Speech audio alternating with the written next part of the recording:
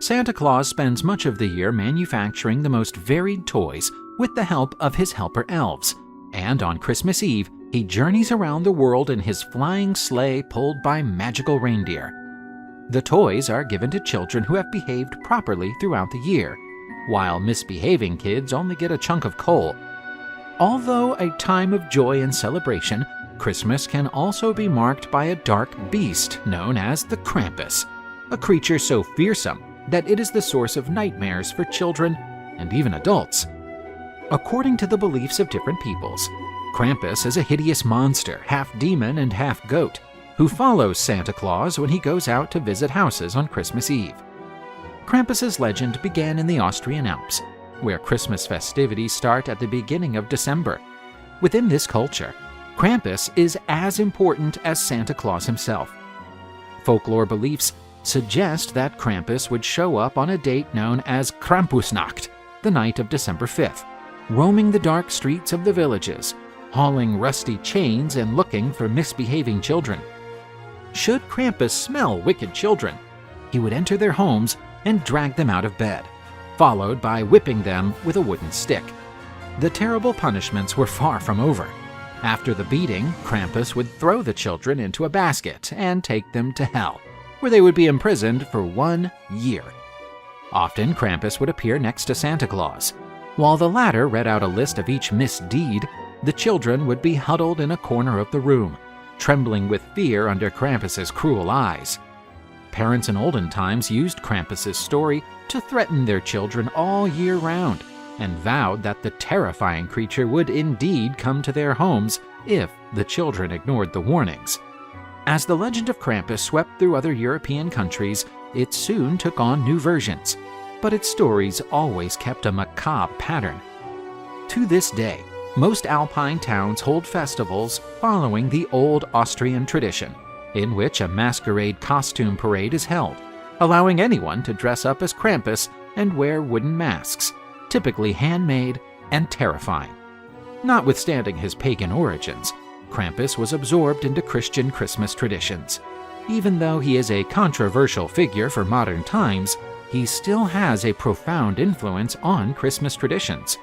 He represents an idea that evil people will be punished for their mistakes, and when he stands next to Santa Claus, Krampus symbolizes the duality between good and evil, two forces that, in some beliefs, rule the order of life and the universe.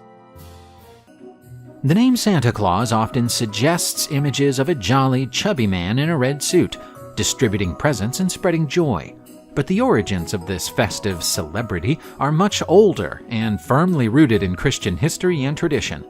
The Santa Claus figure has its traces in Saint Nicholas of Myra, a saint who lived in the 4th century.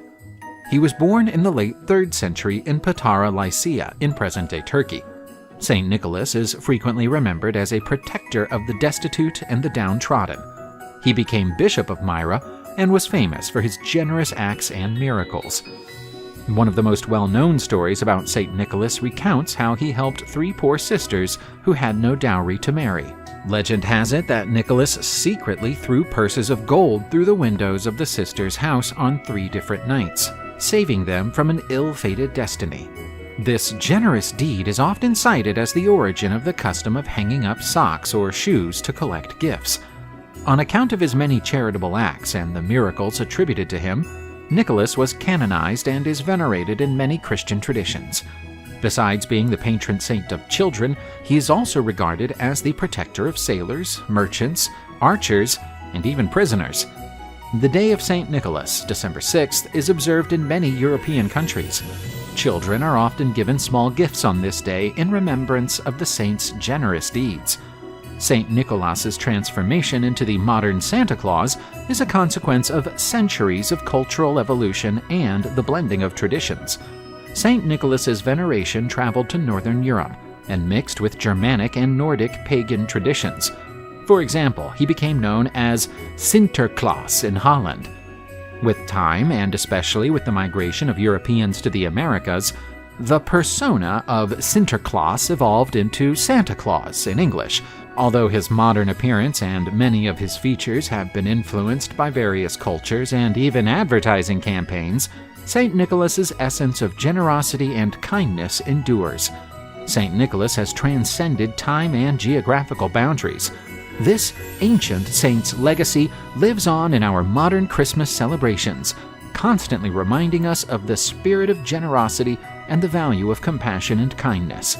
In an ever-changing world, St. Nicholas's long-lasting influence is a reminder of the power of virtuous deeds and shared humanness.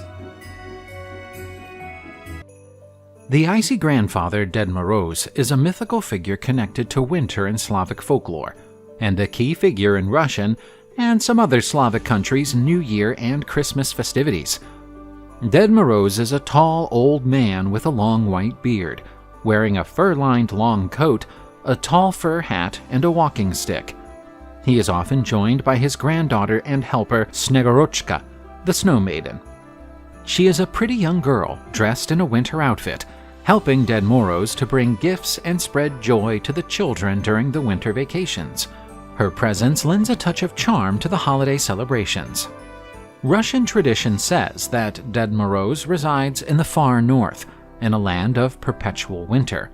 On New Year's Eve or Christmas, he travels in a sleigh pulled by 3 white horses to hand out presents to children.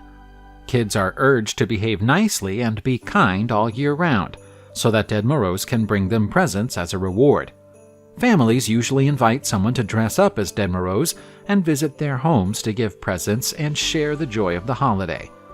Ded Moroz is a much-loved figure in Russian and Slavic culture, epitomizing the wintry spirit and providing happiness and joy to children and families during the festive season. He exemplifies how distinct cultures can have similar figures, but with their own unique stories and characteristics.